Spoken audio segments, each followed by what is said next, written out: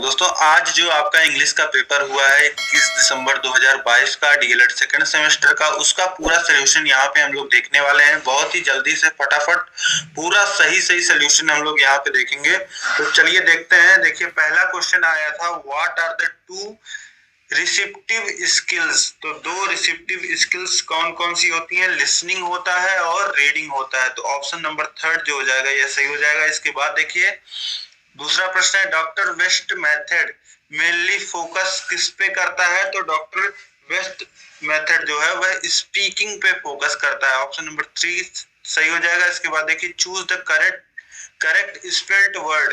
तो सही spelling grammar की क्या होती है यह आपको बताना था। तो सही स्पेलिंग होती है GRAMMAR ग्रामर। तो ऑप्शन नंबर 2 सही हो जाएगा। इसके बाद देखिए चौथा प्रश्न है, what is the correct sentence structure of English. English में सही स्ट्रक्चर क्या होता है एक सेंटेंस का? तो इंग्लिश में सबसे पहले आता है सब्जेक्ट, फिर आता है वर्ब, फिर आता है ऑब्जेक्ट। तो तीसरा ऑप्शन यहाँ पे सही हो जाएगा। इसके बाद देखिए प्रश्न संख्या 5 है, write sentence to show exclamation.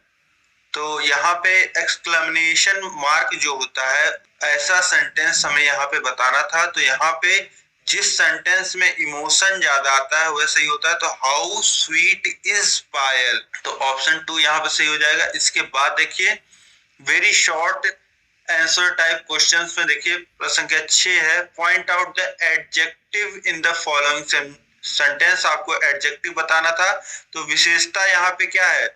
The gorgeous lady is coming towards us, मतलब एक बहुत ही बेहद सुंदर स्त्री हम लोग के तरफ आ रही है। तो स्त्री तो हो गया नाउन, लेकिन यहाँ पे गॉर्जियस जो है बहुत ही सुंदर, वह उसकी विशेषता हो गई एडजेक्टिव। इसके बाद देखिए प्रश्न संख्या 7 है, fill the blanks with a suitable article. तो यहाँ पे होगा I have a 1 rupee note, यहाँ पे ए भरा जाएगा। इसके बाद देखिए प्रश्न संख्या 8 है, change the following sentence into passive voice. इस सेंटेंस को द टीचर प्रेज्ड हिम, इसको पैसिव वॉइस में यहाँ पे चेंज करना है। तो इसका क्या हो जाएगा, he was praised by the teacher, इसका ये बन जाएगा। ठीक, इसके बाद देखिए प्रश्न संख्या 9 है, fill the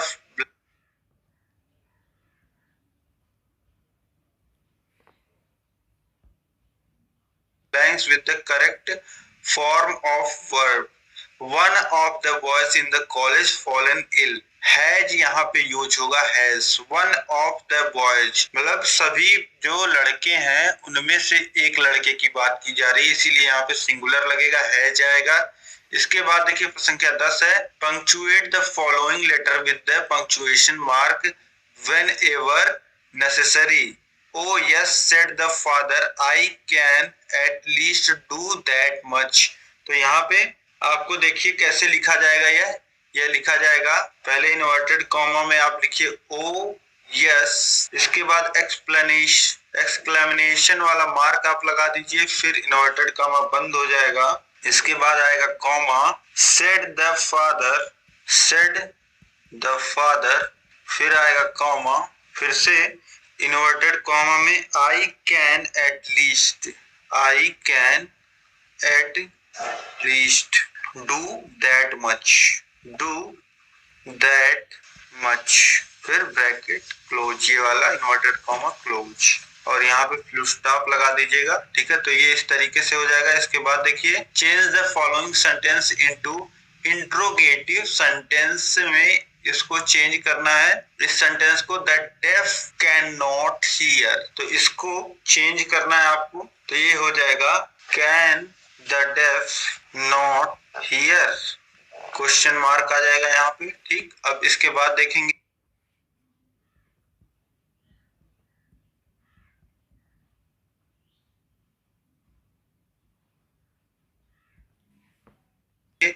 short answer type question. Question number 12 है, करेक्ट द फॉलोइंग सेंटेंसेस। पहला ए नंबर सेंटेंस है, I am senior than you. तो यहाँ पे देन का यूज नहीं होता है, I am senior to you होगा, सीनियर टू यू। ठीक, अब इसके बाद देखिए बी है, though he is poor but he is happy. तो यहाँ पे क्या आएगा, यहाँ पे दो का यूज नहीं, ऑल्दो का यूज होगा। Although he is poor yet he is happy होगा। Although he is poor comma yet he is happy. ठीक, अब इसके बाद देखिए प्रश्न संख्या 13 है, complete the spelling of the following words. तो यहाँ पे देखिए पहला PHLOSOPHY, ये है फिलोसफी, ये बन रहा है फिलोसफी। PHILOSOPHY,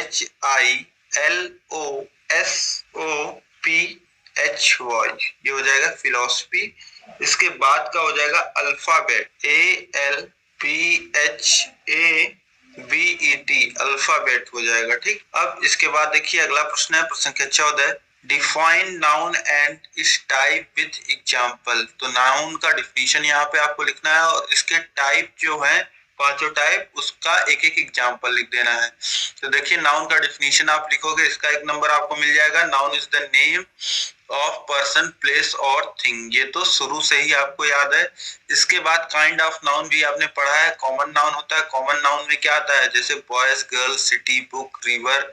ठीक, इसके बाद प्रॉपर नाउन, तो किसी का नाम हो गया, अनिल, गीता, दिल्ली, गंगा, ये सब क्या हो गया प्रॉपर नाउन। इसके बाद देखिए कलेक्टिव नाउन, कलेक्टिव नाउन में आपके क्या होते हैं, ग्रुप्स होते हैं। जैसे कलेक्टिव नाउन में आप लोग का आ जाएगा एक क्लास, जो स्टूडेंट्स की क्लास हो जाती है, या आर्मी के सोल्जर्स की यूनिट्स होती हैं, आपको पता होता है यूनिट्स होती हैं। और इसके बाद कोई बैंड होते हैं, उसके क्रू मेंबर्स होते हैं। तो ये सारी चीजें हो गई, क्या हो जाएगा ये सब हो जाएगा कलेक्टिव नाउन। इसके बाद देखिए मटेरियल नाउन, तो मटेरियल में आयरन, वुड, कॉटन, ग्लास, ये सब हो जाएगा मटेरियल नाउन। इसके बाद अब्स्ट्रैक्ट नाउन में आ जाएगा ऑनेस्टी, ब्रेवरी, काइंडनेस। ठीक है, तो ये 5 नाउन आप लिख देते हैं। आगे हम देखेंगे प्रश्न संख्या 16 को, right the short note on bilingual method. अब यहाँ पे आपसे बोला शॉर्ट नोट लिखने के लिए बाइलिंगुअल मेथड पे, तो देखिए यहाँ पे आप लिख सकते थे इन्वेंटेड बाय CJ डॉटसन, और यहाँ पे method in which 2 languages are used, combination of direct method and grammar translation method, used by only teachers not students, word to word translation not done। इसके बाद देखिए mother tongue is used for clear meaning. तो ये सारे notes तो आपको देखा ही आपने क्लासेस में, ये सारी चीजें आप इसमें लिख सकते थे। अब इसके आगे देखते हैं हम। अब इसके आगे देखिए प्रश्न संख्या 17, fill in the blanks with the suitable words given in the brackets. He can not accept my offer होगा, he can not accept my offer. ठीक है, इसके बाद देखिए दूसरा है B, do not walk bare footed, मतलब नंगे पांव। इसके बाद देखिए do not walk bare footed, मतलब नंगे पांव। इसके बाद देखिए तो ये सही हो गए।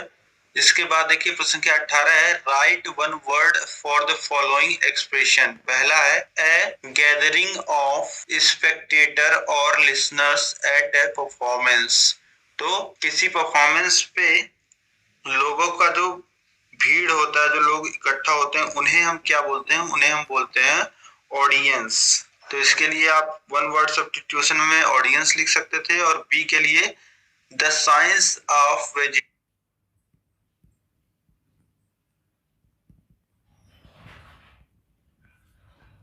लाइफ, तो साइंस ऑफ वेजिटेबल लाइफ होता है ओलरी कल्चर, ये हो जाएगा OLERICULTURE,